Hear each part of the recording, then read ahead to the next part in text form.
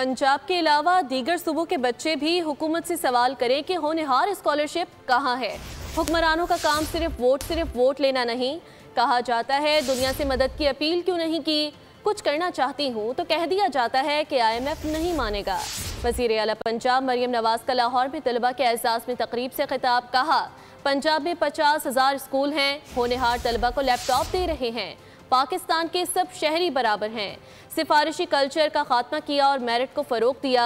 किसी भी अफसर की तैनाती से पहले खुद इंटरव्यूज़ लेती हूँ। स्कूल मील प्रोग्राम के जरिए रोज़ाना 10 लाख बच्चों को दूध मिल रहा है। सैलाब मुतासरीन के नुकसानात का अज़ाला किया जाएगा, जबकि साल में पंजाब को तरक्की याफ्ता सूबा बनाया जाएगा।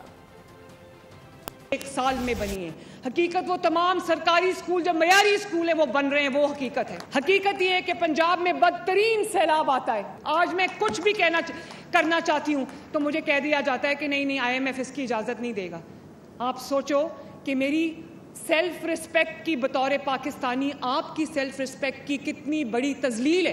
पैसा आपका, मुल्क आपका, मिट्टी आपकी, और कोई आपको ये बता रहा है कि आपको भीख में हम थोड़ा सा पैसा दे देंगे तो तुम अपने फैसले खुद नहीं कर सकते। अभी सैलाब आया तो मुझे ये लेक्चर दिए जा रहे थे कि दुनिया के आगे हाथ क्यों नहीं फैलाते, आलमी इमदाद क्यों नहीं मांगते। अब बस कर दो। Pakistan is a country of unending opportunities. तो जो मेरे पास वसाइल हैं, तमाम सूबों के पास सेम वसाइल हैं। इन बातों में कभी ना आना कि उसके पास कम है और उसके पास ज्यादा है। सबके पास वसाइल है।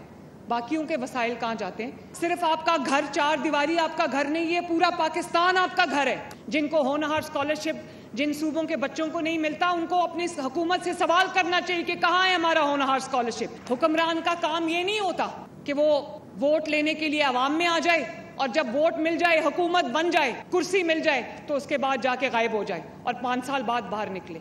रियासत माँ होती है और माँ अपने बच्चों के साथ सुतेला सलूक नहीं करती।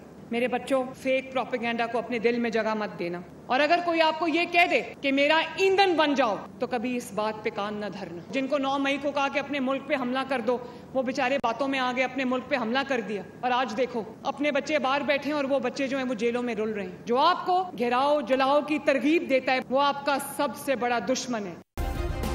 सब्सक्राइब करें और बेल दबाएं ताकि कोई खबर रह न जाए।